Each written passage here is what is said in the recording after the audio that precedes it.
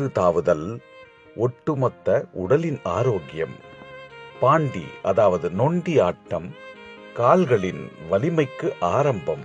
ஒரு குடம் தண்ணீர் ஒற்றுமை கற்பிக்கும் உற்சாகம். பல்லாங்குழி கணிதம் வளர்க்கும் சிந்தனை. பச்சை குதிரை தாண்டுதல் அதாவது மணி ஆவியம் முறையான முயற்சியில் முன்னேற்றம். ஒளிந்து விளையாடுதல் தன்னம்பிக்கை தைரியத்தின் உரம். தட்டாங்கல் அதாவது கல்லாங்காய் ஒரே நேர்கோட்டில் கவனம். சிலம்பாட்டம் வீரம் விவேகம் பெருமைக்கு முதற்படி. உரியடித்தல் இடையூறுகளையும் ஏமாற்றங்களையும் கடந்து மகிழ்தல்.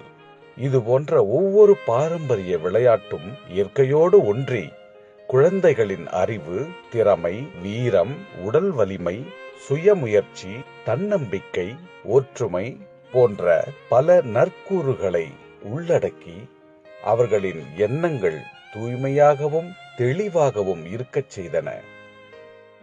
இயற்கையாகவே வியர்க்க வைத்து ஆரோக்கியம் அளித்த நம் பாரம்பரிய விளையாட்டுகளை எல்லாம் நவீன விளையாட்டினுள் தொலைத்துவிட்டோம். முயன்றிடுவோம் மீட்டெடுக்க, முனைந்திடுவோம் கற்றுத்தர நம் தமிழரின் பாரம்பரியத்தை.